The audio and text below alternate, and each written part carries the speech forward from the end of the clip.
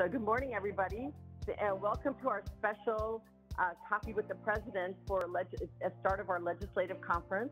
We're all here with our coffee bright and early. We have a very special guest today, but you know that we do this Coffee with the President. We come together every month to talk about great ideas, innovation, hot topics, and more, really with fascinating guests in the world of cardiology, medicine, healthcare, and beyond. And today, we're going beyond. So I'm Dipti Shaporia, President of the American College of Cardiology, and I'm thrilled to welcome you to our virtual coffee table. We look forward to a very interactive session today and have allotted the last half of the discussion for an open Q&A from all of you. So without further ado, I want to introduce our special guest. Now, the original plan for the legislative conference was to have our guest, U.S. Senator Dr. Bill Cassidy, as well as Congressman Dr. Barra, but Dr. Barra was not able to join us today, so Congressman Barra had to be on a plane, and so we are joined by Senator Bill Cassidy. So let me tell you about Senator Cassidy. He's our United States Senator for Louisiana. He serves on the Finance Committee and on the Health, Education, Labor, and Pensions Committee. He's also on the Energy and Natural Resources Committee and the Veterans Affairs Committee. Senator Cassidy grew up in Baton Rouge, Louisiana, and attended Louisiana State University for undergraduate as well as medical school. In 1990, he joined the LSU Medical School, teaching medical students and residents at the Earl K. Long Hospital, a hospital for the uninsured. During this time, he co-founded the Greater Baton Rouge Community Clinic, a clinic providing free dental and health care to the working uninsured. Senator Cassidy has also created a private-public partnership to vaccinate 36,000 Greater Baton Rouge area children against hepatitis B at no cost to the schools or the parents. In 2006, he was elected to the Louisiana State Senate. In 2008, he was elected to the U.S. House of Representatives to represent Louisiana's 6th Congressional District. And in 2014, he was elected to the U.S. Senate. Following his successful efforts to lower the cost of health care, secure coastal restoration projects to protect Louisiana families from natural disasters, reform our nation's mental health system, and secure many other legislative accomplishments, Senator Cassidy was reelected in 2020 to his second term in the U.S. Senate. Welcome, Senator Cassidy. It's such a pleasure to have you here today. Thank you for having me, and thank you for everybody being on. I almost wore scrubs just because I kind of rolled out of bed, walked with my wife, but I said, no, I'm going to wear a coat and tie for you all. So, you know, this is the weekend that we start into our legislative conference. So there'll be about 5 of us gathered here going to the Hill on Monday.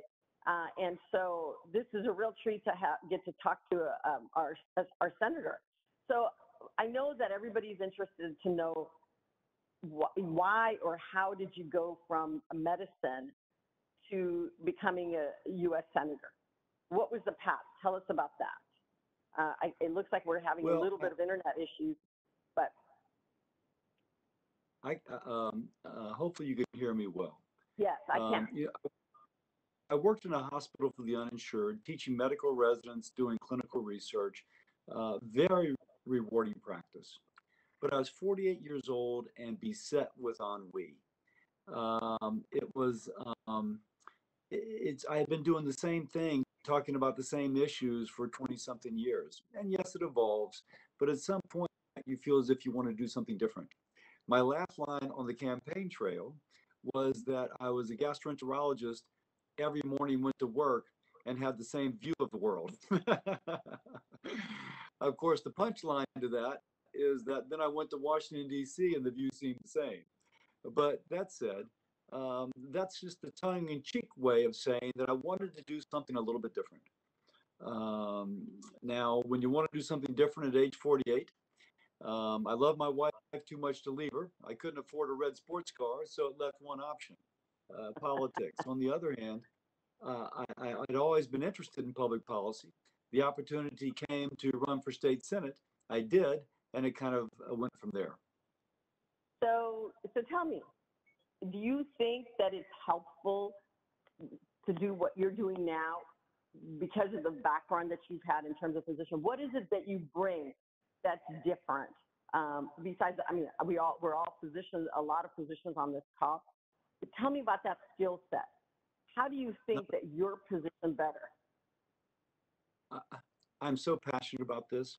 One, I'm positioned better, but two, it's the responsibility of everybody on this call, I think, to serve our patients in our practice by being engaged. So first, how does it help? 20% of the nation's GDP is healthcare. Now, I can tell you, things you and I would talk about and just take for granted. I mean, we would not sit and define a term. We would not have to explain a context. We would just say a word and you would know exactly.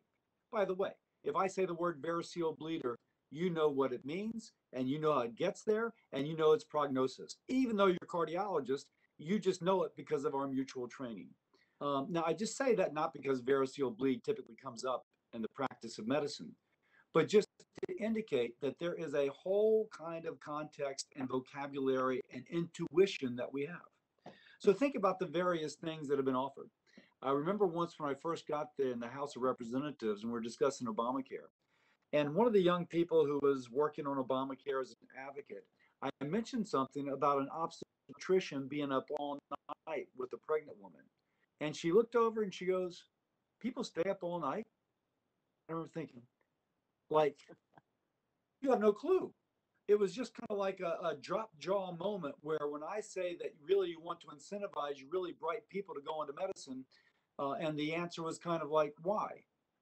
Because in their life experience, they had never, one, needed a doctor such as I was describing, but two, just kind of didn't think that sort of thing occurred. Also, though, more importantly, healthcare is about service. When you walk into the exam room, in a sense, we humble ourselves before our patients, knowing if we come dictatorially, that will strain the relationship. No, when you go before a constituent asking for a vote or asking how to help, you come as almost a supplicant.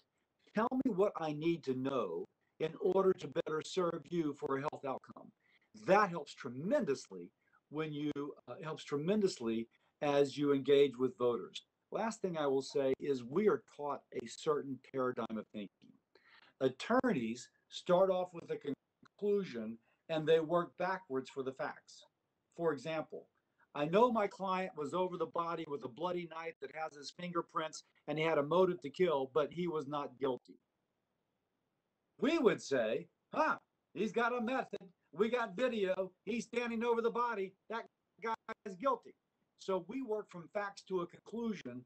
In politics, as in the courtroom, people work back from their conclusion to the selective facts that support them. Frankly, I think that's part of where it was problem. People want to pick their own reality now as opposed to living in reality. Healthcare, we live in reality. We need more of that in politics. You got me started. I'm sorry. Well, do you think that it's been helpful? Have you been able to sway certain policies in terms of the healthcare arena because of your background as a physician?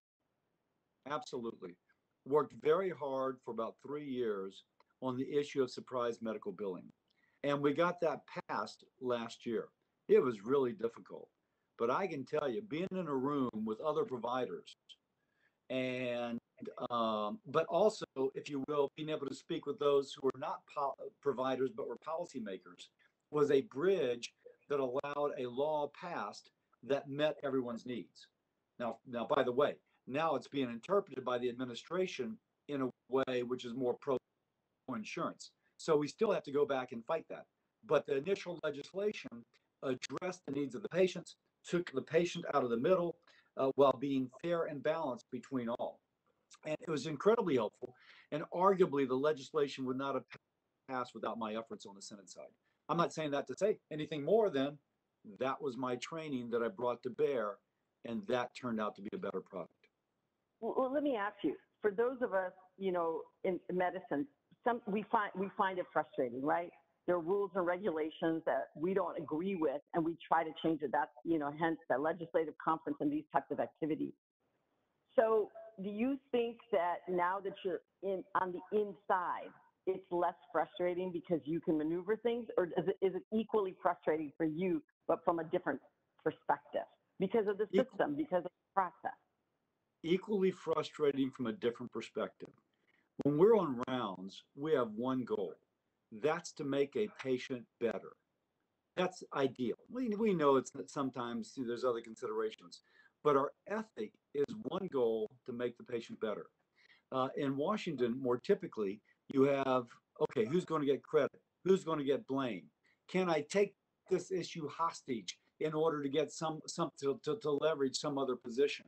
And there's not a kind of fair and balanced, how do we kind of consider all stakeholders? It's no, I have a particular stakeholder whom I'm going to advocate for. So there's a different set of frustrations. On the other hand, I forget if it was Plato or Aristotle, but one of them said, those who think politics are beneath them are destined to be ruled by their lessers. And if we think that there's stuff that should be changed, we have to be engaged on whatever level you're engaged. So what have you learned now that you're on the inside? What have you learned that you can tell all of my colleagues that are listening in? What is it that what is it that you learned since you've been on the inside, so to speak, that you wish you knew when you were a practicing physician about the law, about the process? Yeah, so a couple things. It reminds me a little bit of a Bob Seger song, Hollywood Nights. I wish I didn't know now what I didn't know then. But on the other hand, there's some positive stuff here. Individuals can make a difference. That's really true. On the surprise medical billing issue, there would be groups of physicians constantly weighing in with their senator, their member of Congress, to educate them. And I could see people who were opposed to the legislation as we were presenting.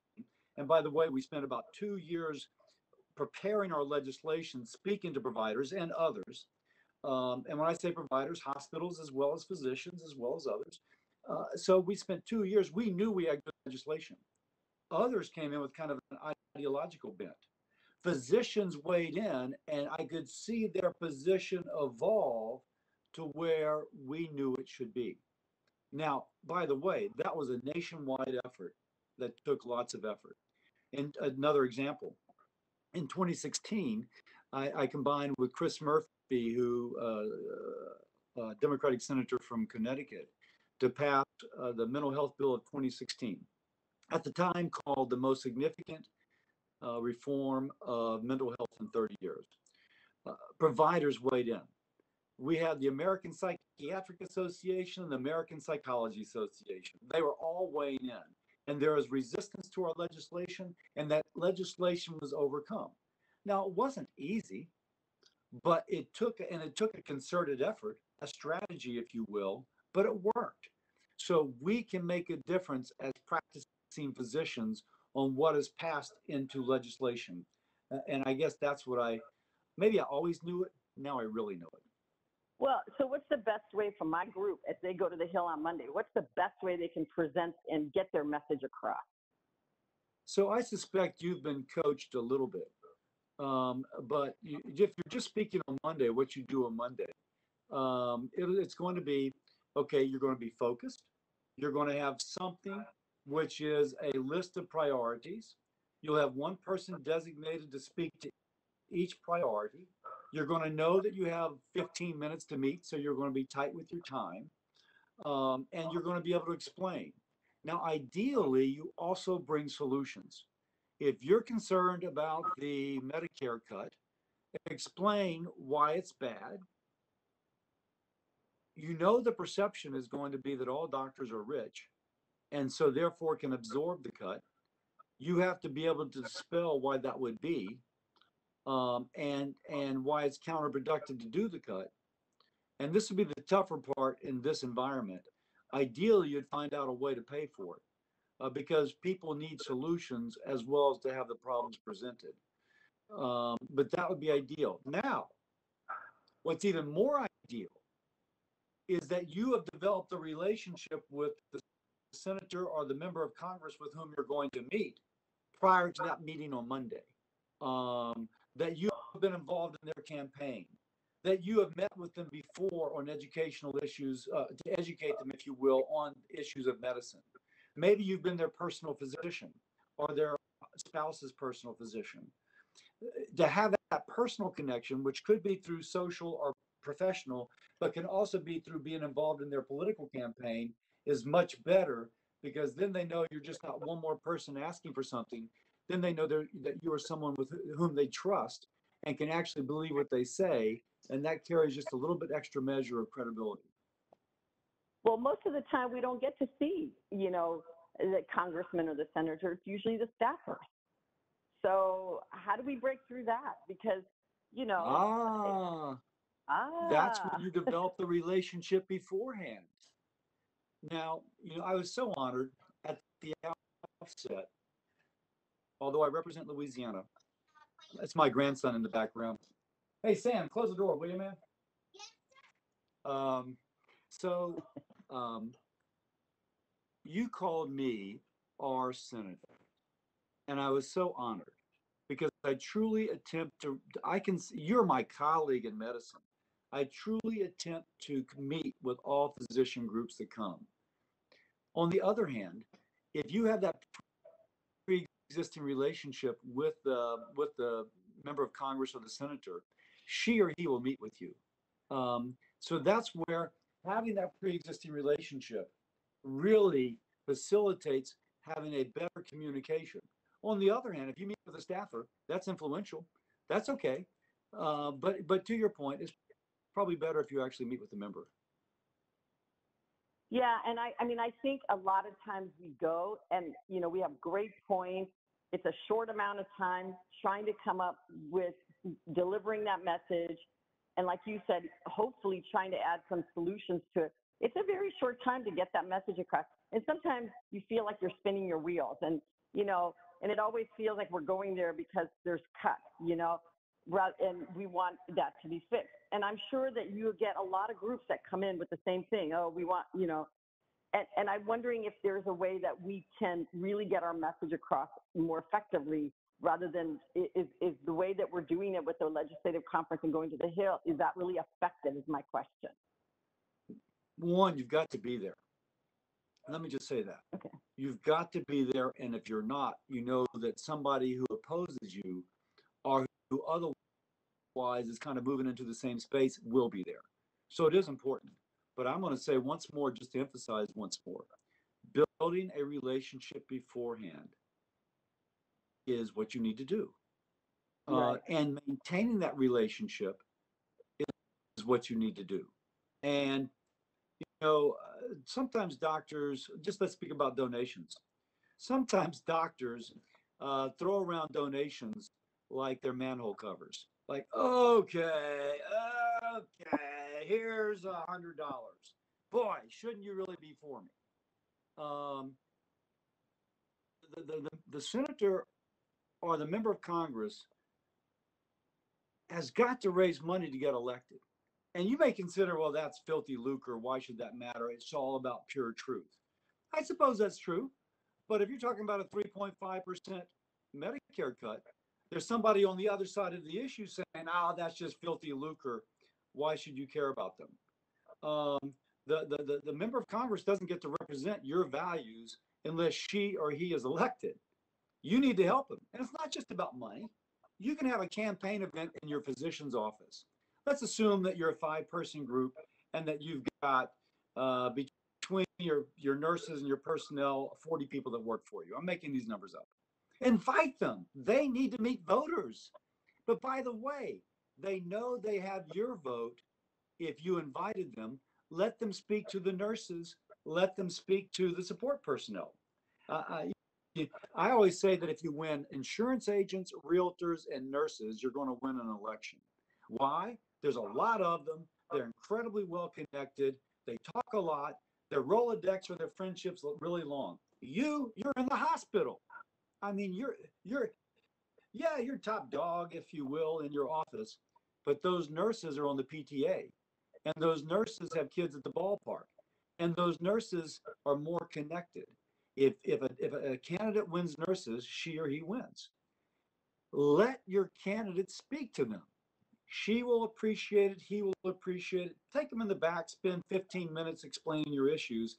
Now you have a more open relationship because one, you've introduced them to a lot of voters, and maybe at another point you've contributed to their campaign, but otherwise you've made it a point to help them achieve their goal, which is either to get elected or stay in office.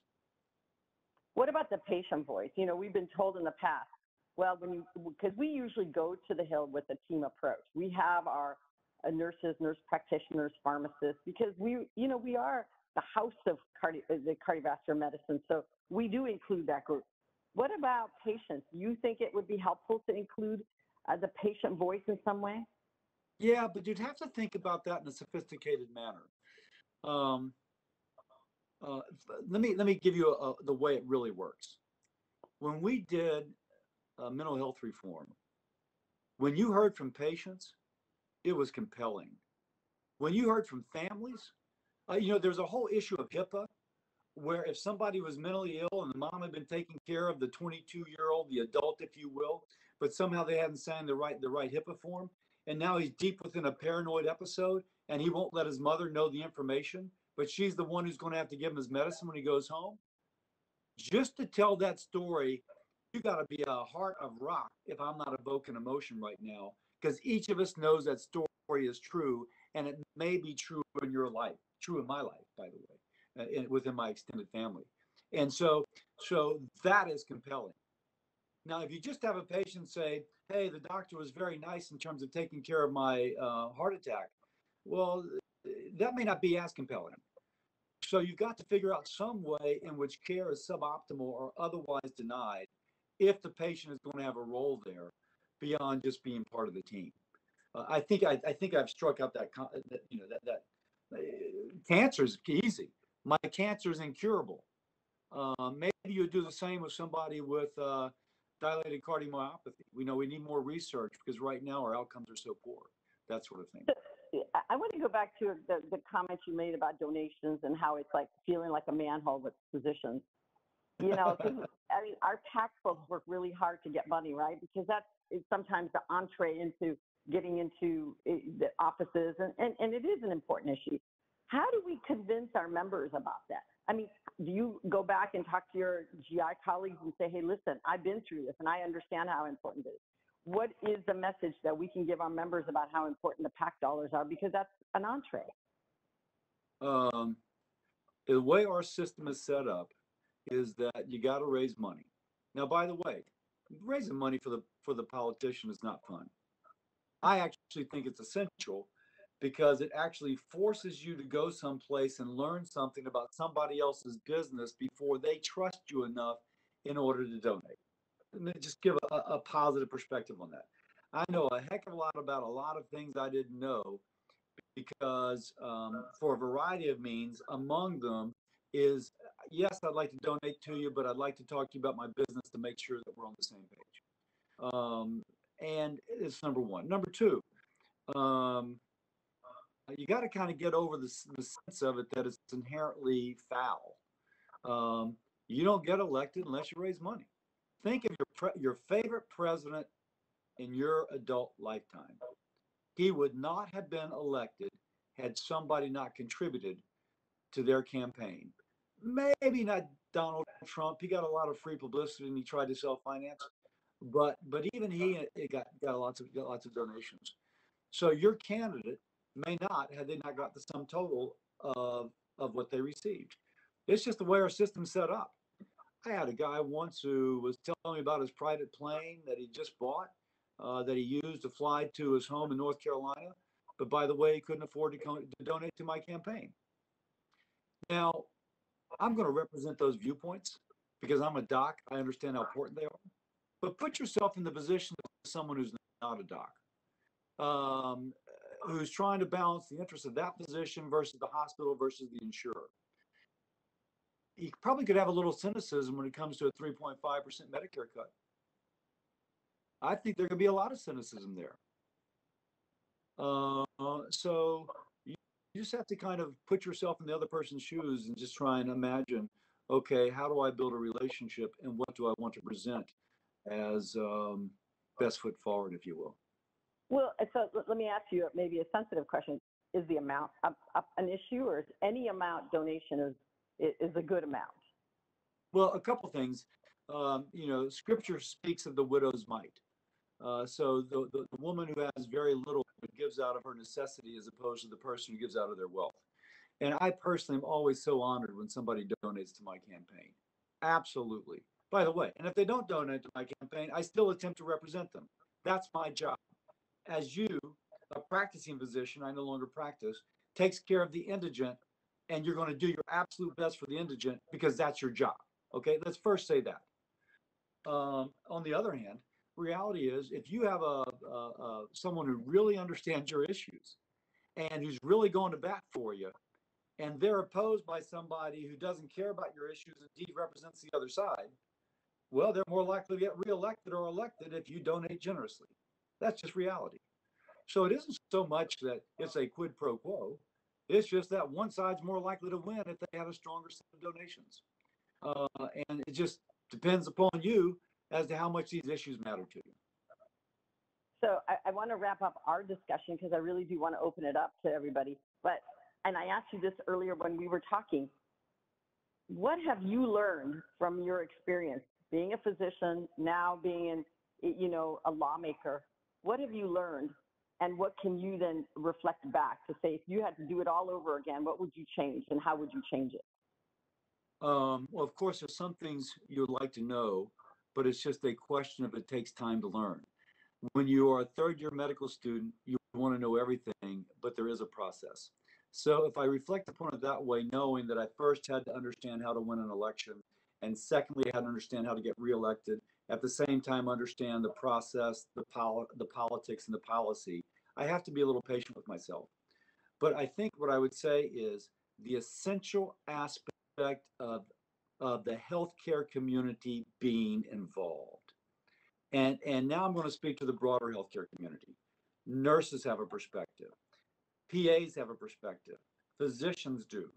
And the amount of information that each has that is critical to understanding how to go forward in healthcare, you cannot underestimate.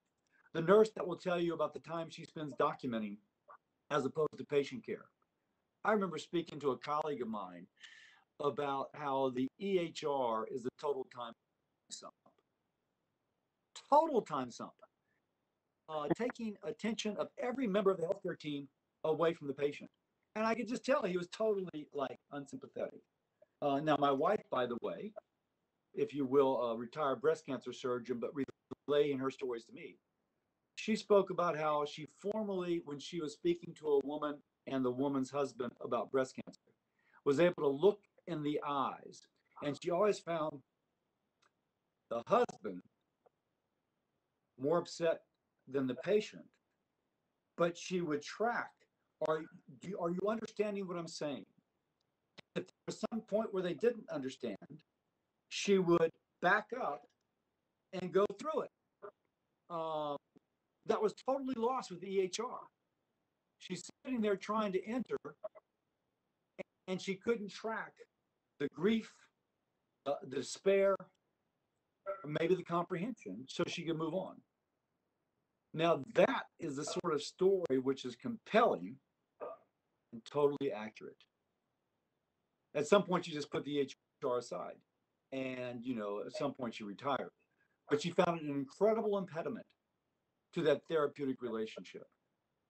Now, if you and I don't tell stories like that, no one knows them.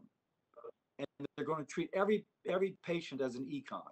That, oh, isn't it great? Just put in the information, and maybe the doctor doesn't, has to spend a little extra time, but it doesn't matter. And wouldn't it be great for the bureaucrats at CMS to know this answer to this question? So we're going to give you another box to check. And physician burnout skyrockets. That is the reality. Nurse burnout, etc. I could go on, but I think I made my point. Our perspective is mandatory if we're going to do a better job for our patients and a better job for our profession, knowing that, it may be the profession of nursing, of the physician extender, of the physician, of the therapist, you name it. Well, so I'm going to ask you one last question before I open it up, because there's a lot of questions already in the chat box. But one, we have over the last several years, really recognized that non-clinical competencies were important, right? So there's all of the clinical competencies we need to be a great physician, but we recognize that we need to augment that with non-clinical competencies. But it certainly sounds like when I listen to you, that some of the things we need to learn early on, maybe even as early as some skill sets from medical school, is some of these issues about how we can influence. And because this impacts our lives as professional lives. Do you think that's an important piece of some education that we should be doing earlier with your sort of ability now to reflect on your career? Is this something that we should be incorporating earlier in our training? Boy, of course, your easy answer is yes, but I just remember the intensity of postgraduate training. So much so that I think that when I first got married, I almost involuted emotionally because I was so intensely involved with my medical education. And so then I spent an intense period learning how to be a good husband, which I still have not entirely accomplished sometimes. And then our practice is so fulfilling. So on the one hand, yes. On the other hand, I do think we have to be compassionate with ourselves. So if you can do it, do it. But on the other hand, I do think there's kind of a stage in your career where you've finished your training, you've started your practice, you and your spouse have kind of worked out issues, and you have your kids. That's what, and you're making more money, and you paid off your debt substantially, that you can become more engaged. So it may be that there is a stage in your practice where you need to engage and take that responsibility seriously. That may be the better answer for most, although there's some who are so exceptionally talented they can do it all. All right, well, I have a lot of people waiting to ask you questions. We'll start off with Thad Wade. Thad, are you on? Yes, I am. Can you hear me? Great. Yep. Good morning, Senator. This is Thad from Mississippi. I have to start with Go Saints and occasionally Go Tigers. Not always, but occasionally. At least it's not hotty-toddy. Right, there you go. So the last time we were able to meet with senators, you met with us. You met with Connecticut and Mississippi. And we were talking to you about a healthcare system, and you listened so carefully and gave us some phenomenal advice. And I thank you for that. And it then allows me to ask you, what has been your favorite piece of legislation that you've worked on? And would that possibly be the Graham Cassidy Act of a few years ago? Yeah, Graham Cassidy failed, so I won't pick that. I will say that was something that was to replace Obamacare, and I got so thoroughly castigated from the left. But the compliment I received is after it failed, they began to adopt some of the provisions as things that would be better policy. And I thought, why didn't you read my legislation in the first place? So there was a little bit of that satisfaction on that. In fact, it comes to mind because somebody just mentioned it.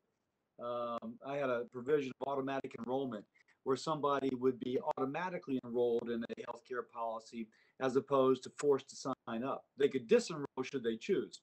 And I still think it's a good idea, by the way, as we have 3.7 million people uninsured still. But I think it would be a toss-up between the Mental Health Reform Bill of 2016, because each of us on this call knows somebody with severe mental illness that's done poorly. And the second would be the surprise medical billing. Again, it took us 3 years, a bipartisan coalition, and balancing the kind of priorities of all the different stakeholders. But ultimately, we took the patient out of the middle. And so that those two, I think, would be my favorite. We've done a lot of other stuff, though, by the way, to lower the cost of prescription drugs, et cetera. So you can get stuff done. You just got to like knock, knock, knock, knock, knock. So Gene Sherman, Gene, are you on? Senator Cassidy, my name is Gene Sherman. I'm from Denver, Colorado. I've served on the Relative Value Update Committee for 12 years. Let me tell you a quick story that speaks to the Medicare payment issue. When we saw vaccines coming, the Relative Value Committee was forced to create codes and values for the injections of the vaccines. there are two components, as you know, but I'll say this for the audience here. There's the professional component, so the nurse or the physician providing a part of the service, but most of that service is in the background cost, or what we call professional or practice expense. So we spent a long time creating these codes, valuing them, and we thought we valued them fairly. Once they were given to this administration, they said, no, you got it wrong. You didn't give enough for the practice expense. And they paid more than what the RUC did. Almost never happens. So they said, no, providers need more money to provide this service. Now, what happens now under the current Medicare law, the way the conversion factor is, when we create a value for an office visit for a gastroenterologist, and we say this is fairly what your practice expense is, and then it's degraded as what's happened this year by the conversion factor, somebody is saying, we don't care what your practice expense is, we're telling you to discount it to us. I think that's wrong. The Medicare law needs to change so that we at least get fair value for our practice expense. So when we're going now to say, we think this reduction is wrong, the government is basically asking us to take money out of our pocket to pay our nurse every time we see a patient. What's your opinion of that? Yeah, I think my wife once said, if I'm paid below my cost, I can't make that up. I cannot make that up on volume. Statistically, if you're in private practice and you're paid less than your expense, you're more likely to sell your practice to a hospital. Why is that important? Because if your chief concern in lowering the rate in the first place was to lower healthcare costs, statistically, healthcare consolidation drives up cost. When a physician's practice is sold, as one example, to a hospital, the hospital begins to bill through Medicare Part A, which is a higher cost basis than Medicare Part B. By the way, when you're going in there on Monday, if you want to emphasize the private practice versus the hospital-owned practice, you may want to mention that factoid. Consolidation statistically increases cost. So, Gene, I'm with you on that. And with Medicare's going bankrupt in like 7 years now. I lose track of it, but like soon in this decade, it's going bankrupt. So we've got to focus on how we lower costs, not just first degree, oh, let's decrease the rate. No, the second and third degree, what are the implications of the actions which I am taking? And I think that's what you have to hit. So we have another question from Joe Marine. Joe? Good morning. I'm Joe Marine speaking from Baltimore, Maryland. First of all, thank you, Senator Cassidy. We certainly appreciate your service to our country and for giving up your family time to be with us. My question is, we see a deepening political divide harming our country and institutions. Do you have any thoughts about what we can do as an organization and as cardiovascular professionals to help bridge that divide? Yeah, great question, Joe. I was thinking about that preparing for this. You know, healthcare is collaborative. It is a team approach. The nurse says urine output has fallen. The pharmacist says, I don't think he's on optimal doses of this drug. The therapist says that, you know, et cetera. You see where I'm going with this. And that team approach actually brings about a goal. Right now in medicine, in politics, we have something where it's hostage taking, who gets the credit, who gets the blame, performative, who can get the better quip on cable TV. We need more of the ethic of medicine in the practice of politics. I'll just say that. And you can challenge your representative as to if he or she is reflecting that willingness to at least accommodate. My voting record is pretty dadgum conservative. If you look on a ranking, I'm to the right. On the other hand, everything I list as an achievement has been on a bipartisan basis. And I think it is a measure of our society, of our political environment, that when and I'm just speaking personally now, when I collaborated on the bipartisan infrastructure bill, I got criticism for collaborating. Why would you even work with people from the other side of the aisle.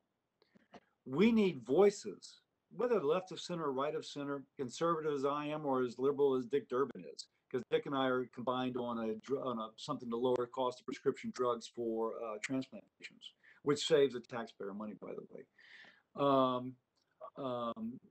Your voice needs to be heard strenuously. Wait a second. You ought to be working to a common goal, not just trying to own the libs or own the conservatives.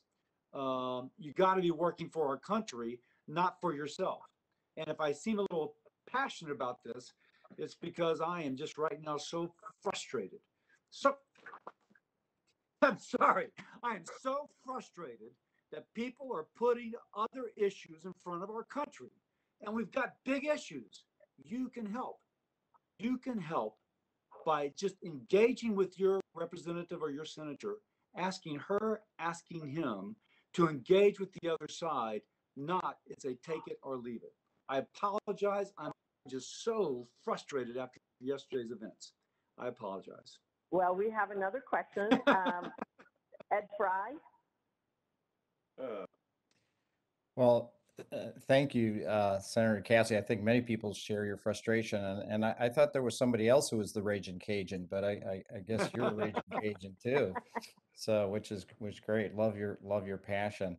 I think you've already answered my question, which is, taking it back to what we do every day.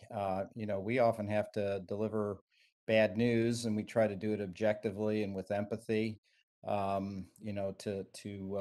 To not soften the message, but to make that message more effective. How do politicians take that balance? I mean, I think probably all of us on the call today are very find your approach very refreshing, and why can't we see that sort of ubiquitously through the political process? Well, so you have to be a little bit, every now and then people will say, well, isn't this politician being mealy-mouthed, not giving a straight answer? Well, actually, think about how many considerations you're bringing to the table when you counsel somebody about a very complicated healthcare issue. Doctor, I have this condition. How long am I going to live? Well, there's a lot of factors. Immediately your brain is kind of coming to how do you synthesize these things to give a prognosis? In policy making, it's even more so, because I'm going to hear some really great story from whomever I'm meeting with at the time, but I've learned to say that what I've been told, not what I know, because I may be that this is only a portion of the story, and I need to get a fuller understanding of what's taking place. So I used to be frustrated about the politician who wouldn't say yes and wouldn't say no. Now I understand the politician is recognizing there might be a little bit more to this than I otherwise appreciate. So let me kind of get the whole story before I make a firm commitment. If you go in, by the way, I always find it more credible if somebody says, this is my side of the story. By the way, you may hear this, and if I were there when you heard it, this would be my reply. That tells me they're not just trying to hustle me, they're trying to give me a complete story. So the degree that in our intercourse that we both respect, are civil, attempt to educate, and attempt to be fair-minded, hopefully, Ed, that will begin to influence how our body politic also engages. Again, right now we have folks, it's performative. We need to get back to, we got big issues, and we need to accomplish them, and can we do it together as Americans? And you begin to do that by bringing that sort of discourse when you meet with the staffer or meet with a member. Great. Thank you. We have Hadley Wilson has a question for you.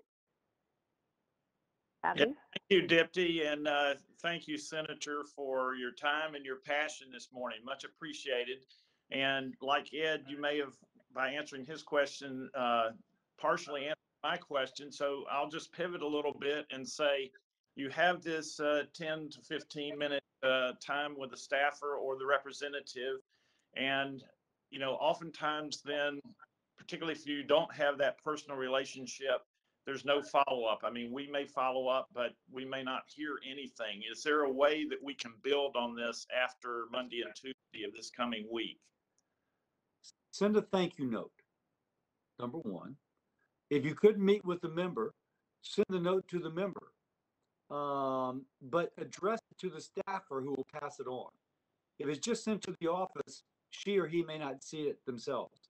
If you send it to the staffer and say, please pass this on, they will feel obligated to pass it on. If you will, you're bypassing the tens of thousands of things that are coming in, and you're directing it to the person. Get their card when you leave so that you have their address. You can send the email to them directly and just ask them to forward the email.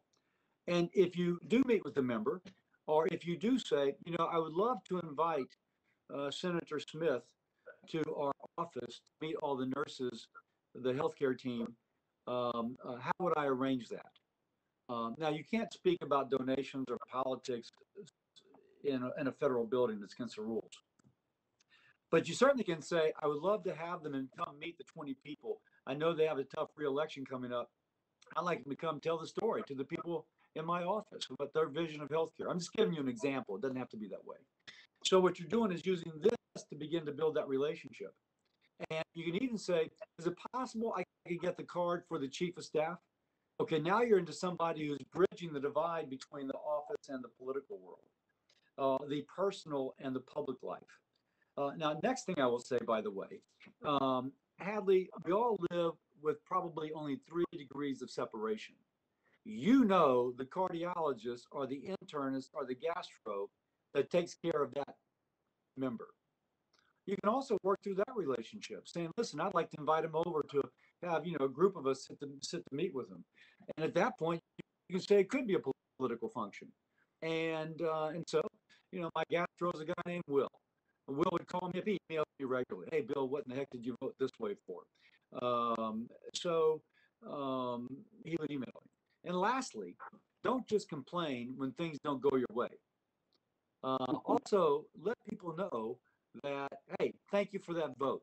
I really appreciate it. I can tell you, you get tired of taking incoming feces.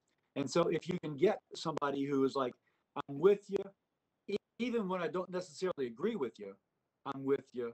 I can tell you that's the person whose call you pick up. Oh, I should tell you this anecdote. When I first ran for state senate, there's a guy, David Broussard. He's an anesthesiologist out of Oxnard in New Orleans. I'm running in Baton Rouge.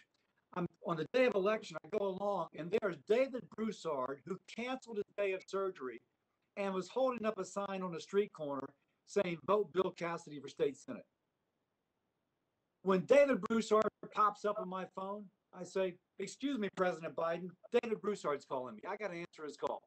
Because David Broussard was there when no one thought I could win. And so I take David's call. That's the sort of relationship you want to have. Right. Well, thank you. We have another question from YJ. I don't know. I can't. It's just initials, so I don't know who that is. Hi, Dr. Ichapuria. This is one of the cardiology fellows from St. Vincent Hospital. Thank you, Dr. Cassidy, Great. for taking the time to talk to us. I'm just starting out learning the ropes of advocacy here, but I have a more basic question, and that is related to the EHR that you just touched upon initially. That has been the bane of modern medicine for quite some while, and we haven't been able to come up with a good solution.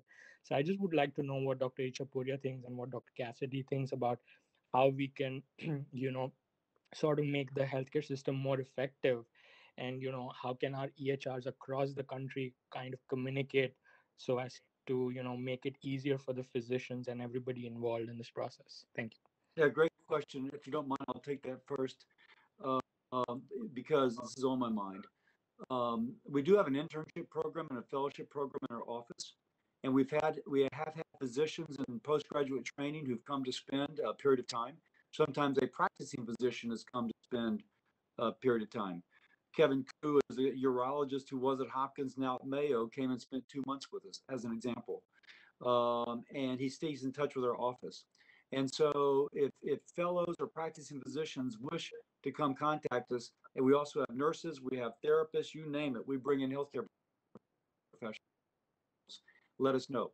my email is williamcassidy@gmail.com, my formal name at Gmail, and I'll connect you with some of my office.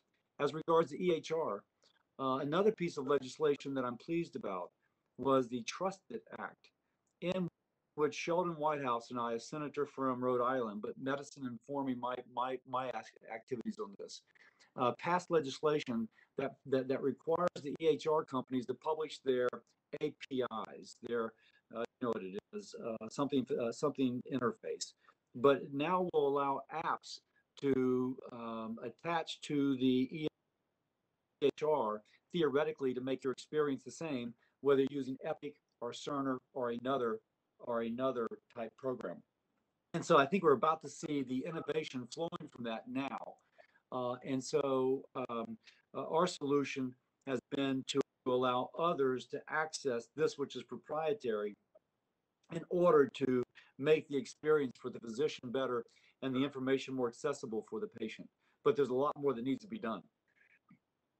And you know, there's a lot of questions for Senator Cassidy, so I'm happy to talk to you about EHR during the Ledge conference at another time. But I really want to make sure that Dr. Jones, Sam Jones, gets to ask his question. He's the chair of our Health Advocacy Committee. So Sam? Yes, thank you, Dipti. And I do want to actually, on behalf of everyone, thank Dipti. You do a phenomenal job with these meetings, and you've done a phenomenal job today. So thank you for representing us as president of the ACC. And thank you, Senator Cassidy.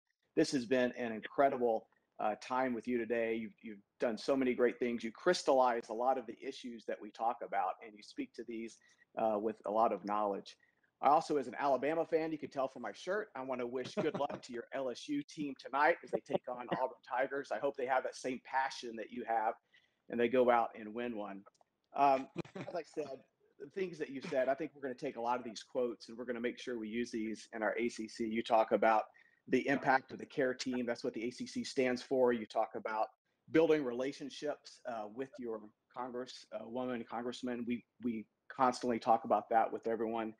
You talk about the frustration that you have, the frustration that we have, but how we can build that into positivity, because we always focus on service. That's what you say politics is about. That's what we have in healthcare. So this is perfect. As a part of our talking points, we believe that administrative burden, which, as the fellow has already realized, the EHR hurts, which is administrative burden with prior authorizations, is something that we deal with. We talk about the impact of the financial problems we're having with Medicare cuts. The other thing we're talking about, though, is telehealth. And there's been a big push for that during the COVID pandemic. My main question for you is, what do you think is going to be the next item that you see Congress taking up? Do you think it's going to be telehealth? Do you think it's going to be expansion of services? What do you think is going to be the thing that they're going to try to take up and actually pass? So a couple of things, Sam. One, my wife's a UAB grad, 1983. I'll first say that. It hurt me on the campaign trail, but I was able to overcome it. Secondly, as regards the what's to take up, it's going to be the I'm going to speak as a Republican now. Democrats have a $3.5 trillion bill that would expand services provided under Medicare. A couple of things are problematic. By the way, just for information, the Committee for Responsible Federal Budget says it's actually a $5.5 trillion bill. All this is more than FDR spent on the New Deal. And did I say we've not had a single Senate hearing on the substance of the bill, and we're about to spend more money than FDR spent in the New Deal. But we don't know what's going to happen in Medicare until this bill is addressed. If it passes, that will be the big thing. It'll be an expansion of services and an expansion of eligibility. Imagine your private insurer rates being replaced with Medicare rates and the implication that has for your practice. But also thinking about the expansion of services for Medicare and eligibility when Medicare is going bankrupt in 5 or 7 years and we don't have a plan as to how to address its looming insolvency. So, by the way, people ask me about the 3.5% cut. I don't know how to pay for it because right now for this infrastructure bill, everything that could pay for is being sucked in to try and pay for the $5.5 trillion package. And so until that is processed, we don't know what's going to happen. And so everything is just kind of frozen till we know that which is going to happen with that bill. And when you meet, if you meet with me on Monday, that's what I will tell you. That until we know what happens with that bill, I don't know what pay for we will have for 3.5% cut. And if they use all the pay fors, that 3.5% cut's going to happen. So Sam, that's the next big thing, and obviously I have a perspective, and if Ami was on, he might have a different perspective. So just encourage you to know more about it. So we have another question from Ashbury, and that'll be the last question before we do our wrap up. So Karen? Hi there, Dr. Cassidy. Dr. Karen Asprey, cardiologist from Providence, Rhode Island. It is a pleasure, and I want to thank you for your time today. You mentioned a lot of things, and having your background in medicine is really integral to understanding our sort of roles as cardiologists. As you know, cardiovascular disease is the #1 killer, and it is primarily preventable, a large part of it anyway, and a large part of it's driven by lifestyle factors and modifiable risk factors, and I'm sure you know all that as a physician. It's frustrating for us because we have all this knowledge now, but it's not being implemented well for a variety of reasons. What do you think the appetite is, no pun intended, to take on things like advanced practices and essentially things like childhood health education, since so many of these risk factors have their roots in childhood, as well as legislation to improve, pass legislation that will improve diet quality in the population, and I can go on and on. So much of this starts early, and yet we see people at the sort of end stage of their disease process. So just your thoughts on that as a whole holistic view of healthcare and what we're not doing right, and we're spending billions and billions every year to correct a disease that could be improved on or prevented. So Karen, by the way, I saw somebody ask about my email address. It's williamcassidy@gmail.com, my formal name, number one. Number two, I totally agree with you. Non-alcoholic steatohepatitis is a major cause of cirrhosis now. And so, but the complexity of that issue is quite remarkable. Particularly when you speak about pediatric. For example, there is a statistical relationship in which you have more obesity in the lower socioeconomic, which is to say those more likely to be upon food stamps. Now, at one point I had suggested, what if we gave extra value to a food stamp if somebody spent it upon a fruit, vegetable, etc. But even that is a little bit problematic, because if food stamps come once a month, I think they still come once a month, which means that perishables perish. And so the problem is, are you going to get a perishable, and can it last for a month? The other thing is, if you're on public transportation, it's harder to take a perishable than it is otherwise. I got to go. I'm supposed to be on Fox in just about 5 minutes. I apologize. Okay, thank you so much. I just want to thank you so much. Thank you for your time. Senator Cassidy. So I'm going to go ahead and close up here. I want to say thank you, everybody, and thank you to our guest, Senator Bill Cassidy, for joining us for this virtual ACC coffee table today. These recordings will be at the ACC YouTube page, typically a few days afterwards. And I also want to remind everybody that we're going to gather on Saturday, November 13th, to speak with Dr. Randy Heyer, who's the Vice President of Medical Affairs for Moderna, and Dr. Vincent Covella, who's an expert on stress communication. And for those of you that have joined me before, you know that I always like to end with a toast. So here we go. We can all lift our coffee mugs and say, may your coffee be strong and your day be full. May we help, may we heal, and may we advance heart care worldwide together. Thank you all for stopping by, and thank you, Senator Cassidy.